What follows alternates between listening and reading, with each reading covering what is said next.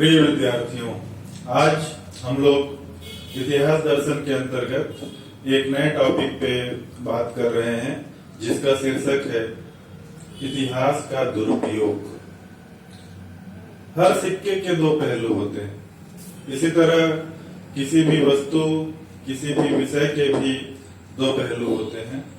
अच्छा या बुरा ये हमारे सोचने के दृष्टिकोण पर निर्भर करती है। कहा भी गया है, देयर इज नथिंग गुड और bad but thinking makes it so.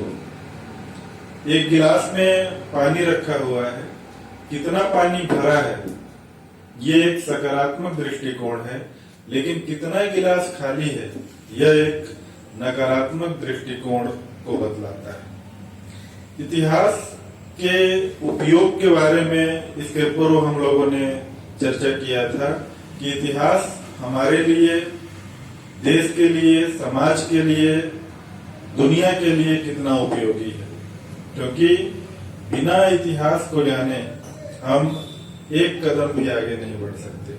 लेकिन आज हम लोग इसके दूसरे पहलू पे बात कर रहे हैं कि इतिहास का दुरुपयोग किस तरीके से किया जाता है।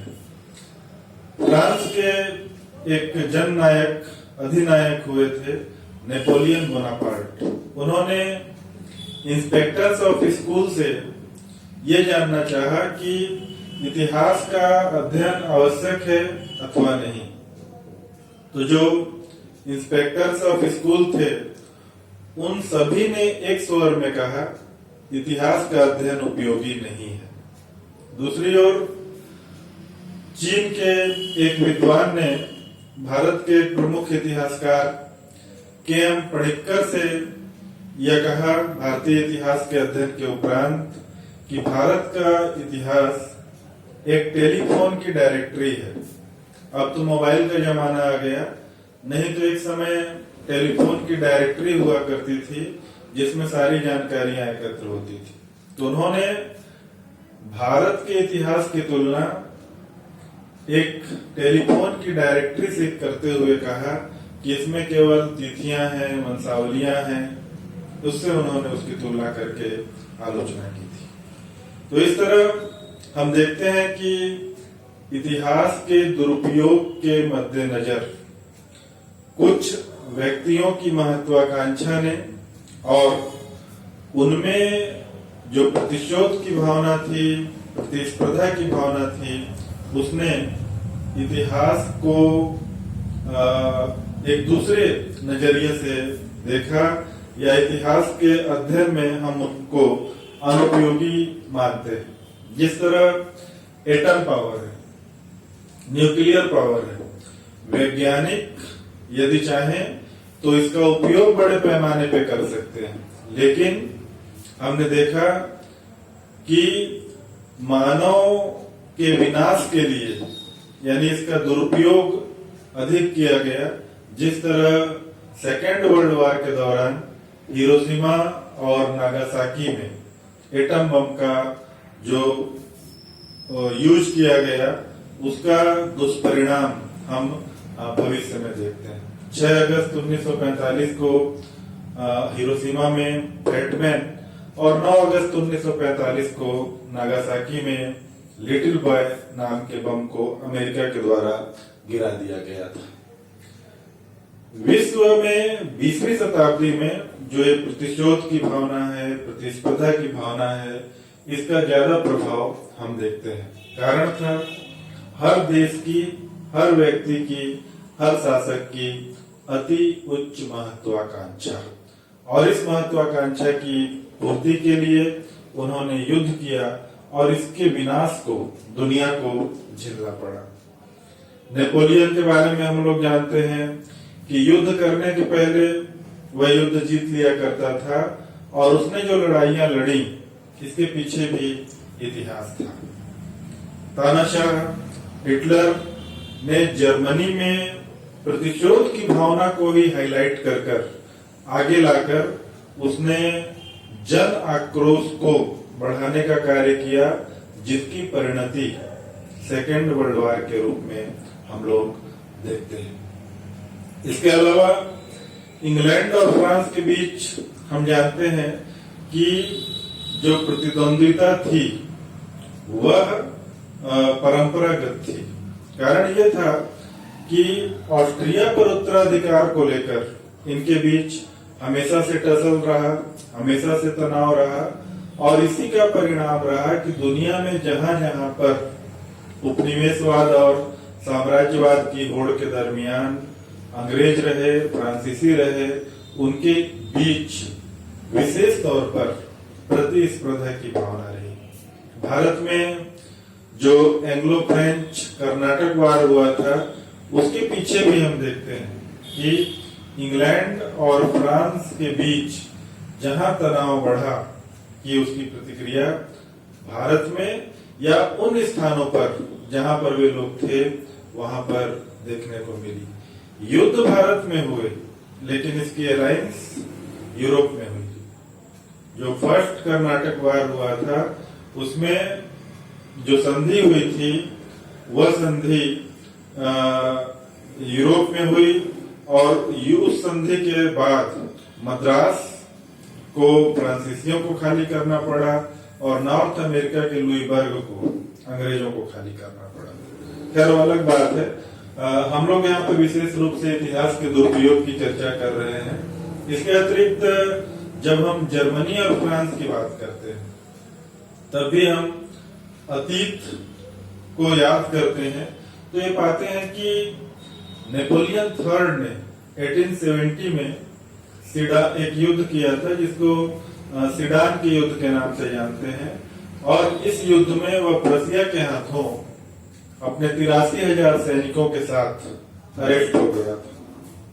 और इस युद्ध के उपरांत जो अलायंस हुई 1871 में 18 जनवरी को, वो थी फ्रैंकफर्ट की अलायंस। और इस अलायंस में, फ्रैंकफर्ट के अलायंस में जर्मनी ने संधि की शर्तों को फ्रांस पर थोपने का कार्य किया। उसने अपने यूनिफिकेशन की भी घोषणा की 18 जनवरी को, और युद्ध का सारा आरोप उसने फ्रांस पर लगाते हुए एक और तो क्षतिपूर्ति की राशि भी दी 20 लाख पाउंड। इसके अलावा अपनी सीमा से लगा हुआ, फ्रांस और जर्मनी के बीच की सीमा को मैगिनॉट लाइन कहा जाता है, उसने अल्सास और लॉरेन का क्षेत्र जो कि आर्थिक महत्व के क्षेत्र थे उसको ले लिया, मैथ्स और स्ट्रासबर्ग के किले को ले लिया, और कहा कि क्षतिपूर्ति की राशि जब तक फ्रांस नहीं देगा तब तक उसकी सेना वहां पर बनी रहेगी। तो ये संधि आरोपित की गई थी और फ्रांस की मजबूरी थी कि वह इस संधि की शर्तों का पालन करे। और यही कारण है कि जो कालांतर में 1871 टू 1890 बिस्मार्क की विदेश नीति थी वह फ्रांस को एकाकी बनाने की रही, क्योंकि फ्रांस की जनता का दबाव अपनी सरकार पर सतत रूप से यह रहा कि हमें हमारा क्षेत्र चाहिए। कोई भी देश अपने जमीन को, अपने क्षेत्र को, भले वह उपयोगी हो या ना हो, दूसरे देश को देना पसंद नहीं करता। जब तक बिस्मार्क रहा उसने फ्रांस को एकाकी बनाने में सफलता अर्जित की, लेकिन जैसे ही बिस्मार्क का पतन हुआ और जर्मनी में कैसर विलियम द्वितीय का शासन आया, उसने बिस्मार्क की व्यवस्था को पलट दिया। और यही कारण है कि जर्मनी और ऑस्ट्रिया के विरुद्ध एक दूसरा गुट दुनिया में तैयार हुआ, फ्रांस प्लस रसिया प्लस इंग्लैंड। और 20वीं शताब्दी के आरंभ में जो विश्व परिदृश्य था वो बेहद तनावपूर्ण था। 1914 की घटना से आप लोग वाकिफ होंगे, जब ऑस्ट्रिया के राजकुमार की हत्या बोस्निया और हर्जेगोविना की राजधानी सराजेवो में कर दी गई। ऑस्ट्रिया ने आरोप सर्बिया पर लगाया और अल्टीमेटम का बिना जवाब आए उसने सर्बिया पर अटैक कर दिया। तो जो दूसरा गुट था फ्रांस प्लस रसिया प्लस इंग्लैंड का, वह शांत क्यों बैठता? उसने भी सर्बिया के पक्ष में युद्ध करने की घोषणा कर दी। और जिस तरह से संक्रामक रोग फैलता है उसी तरह से युद्ध का रोग फैला 1914 to 18 की अवधि में, और इस अवधि में लगभग 36 देश इन्वॉल्व हो गए, इसलिए इसको नाम दिया गया विश्व युद्ध। अब समय फिर वही आया 18 जनवरी का, लेकिन 48 साल बाद 1919 पेरिस का जो कॉन्फ्रेंस था उसमें बदला लेने की बारी आई फ्रांस की, और फ्रांस ने जो पराजित जर्मनी हुआ था उस पर संधि की शर्तों को आरोपित किया।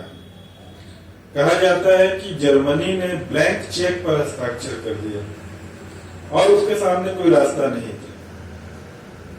लेकिन कालांतर में 1919 से लेकर 1939 तक इन 20 वर्षों में हम देखते हैं कि जर्मनी के प्रतिशोध की भावना को हाईलाइट करने का कार्य एडोल्फ हिटलर ने किया, और 1 सितंबर 1939 को पोलैंड पर आक्रमण करके उसने सेकेंड वर्ल्ड वॉर को शुरू कर दिया।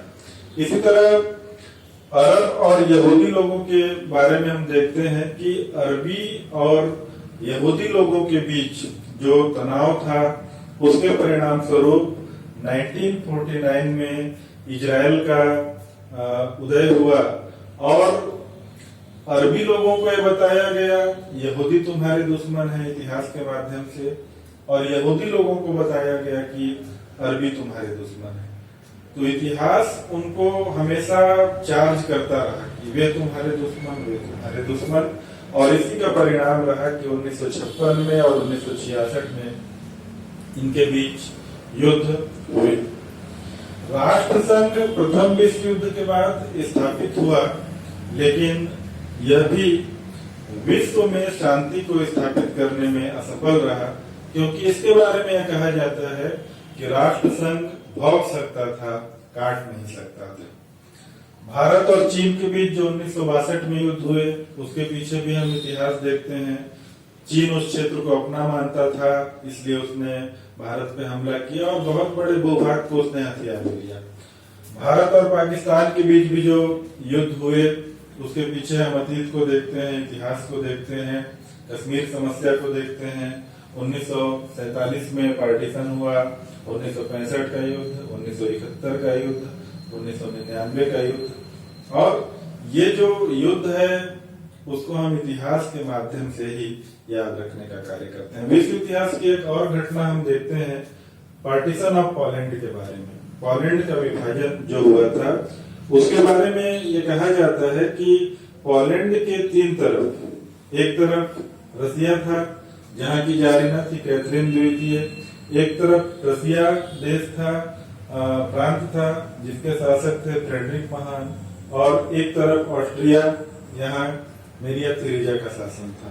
इन तीनों की महत्वाकांक्षाओं का शिकार पोलैंड बना था, और 3 चरणों में 1772, 1793 और 1795 में 3 चरणों में इन 3 महत्वाकांक्षी पड़ोसियों ने पोलैंड को आपस में बांट लिया था।